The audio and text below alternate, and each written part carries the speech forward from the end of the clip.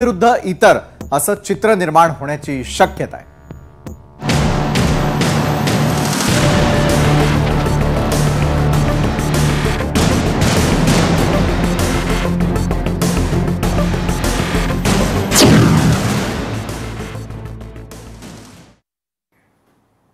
त्रिभाषा सूत्राच्या सरकारी आदेशामुळे संपूर्ण राज्यभरामध्ये तीव्र प्रतिक्रिया उमटताना दिसल्या।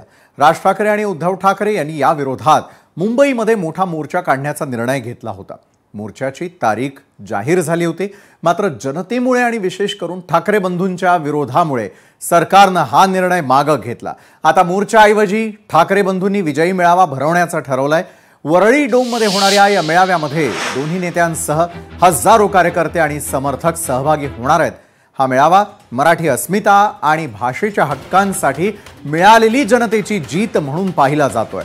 त्या दोन्ही ठाकरे बंधू एकाच मंचावर पाहण्याची सर्वांनाच उत्सुकता लागू नये, कारण दोन्ही ठाकरे बंधूंनी एकत्र यावं ही गेल्या कित्येक वर्षांपासूनची जनतेची इच्छा आहे। मात्र दोन्ही पक्षांमध्ये असलेले काही मतभेद आणि जुळवाजुळव न होऊ शकल्यानं दोन्ही बंधू हे आतापर्यंत एकमेकांपासून राजकारणात अलिप्त होते।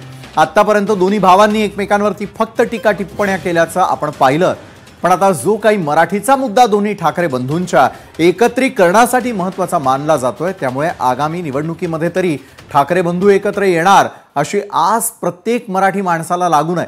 तर दोन्ही ठाकरे बंधू एकत्र आल्यास काय घडू शकतं त्याच्या काही संभाव्यता आपण ग्राफिक्सच्या माध्यमातून जाणून घेणार आहोत। काय घडू शकतं महाराष्ट्रात दोन्ही ठाकरे बंधू एकत्र आले तर? मराठी मत महायुतीच्या बाबतीत विचार केला तर मराठी मतदारांची धांदल शिंदे गटाला जास्त फटका बसू शकतो। तर महाविकास आघाडीमध्ये जागांची विभागणी आणि जागा वाटपात ताण निर्माण होऊ शकतो। त्यानंतर निवडणुकीच्या रणनीतीचा आपण विचार केला तर महायुतीमध्ये शिंदे गटाची ताकद कमी होण्याची शक्यता आहे। भाजपला मतविभाजनाचा धोका निर्माण होऊ शकतो।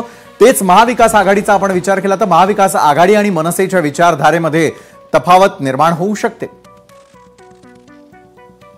स्थानिक आणि राज्यस्तरीय प्रभाव याचा जर आपण थोडक्यामध्ये विचार केला तर महायुतीबाबत उद्धव राज ठाकरे युतीमुळे शिंदेंना फटका बसण्याची दाट शक्यता आहे। तर तिकडे महाविकास आघाडीमध्ये राज उद्धव ठाकरे एकत्र आल्यास काँग्रेसला झटका बसू शकतो। बरं, ठाकरे बंधू एकत्र आल्यास काय होऊ शकतं हे तर आपण पाहिलं, तर दुसरीकडे मात्र आता काँग्रेसने महापालिका निवडणुकांचा निर्णय स्थानिक नेत्यांवरती सोपवून टाकलाय।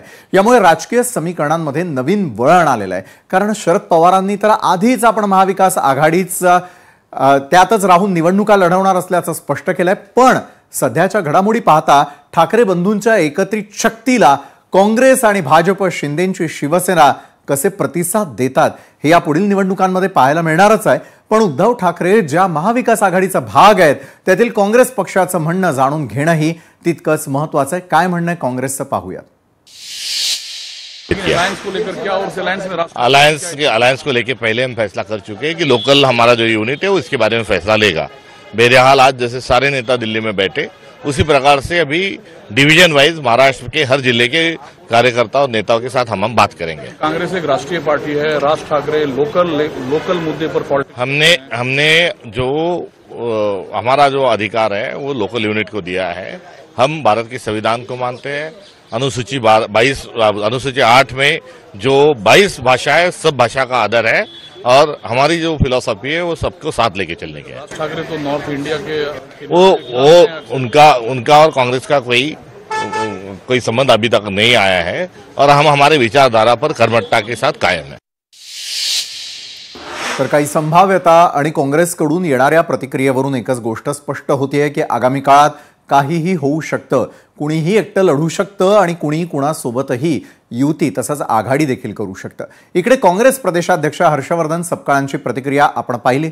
काँग्रेसही स्वबळाची चाचपणी करण्याची शक्यता आहे। दरम्यान भाषा आणि अस्मितेचा प्रश्न महाराष्ट्राच्या राजकारणात नेहमीच महत्त्वाचा राहिलेला आहे आणि आता ज्या काही घडामोडी होत आहेत त्यावरून सर्वांनी भाषेच्या मुद्द्याला प्राथमिकता दिल्याचं दिसून येत आहे। आता जरी महायुती सरकारने त्रिभाषा सूत्राचा GR रद्द करून ठाकरे बंधूंना एकत्र येण्यापासून रोखलं असलं तरी देखील दोघांनीही नवीन मार्ग शोधत एकत्र येण्यासाठी विजयी मेळाव्यामध्ये आधार घेतलेला आहे। त्यामुळे ठाकरे बंधू एकत्र आल्यास राज्यामध्ये काही नवी समीकरणं पाहायला मिळणार का? दोघांच्या एकत्र येण्याने कुणाला फायदा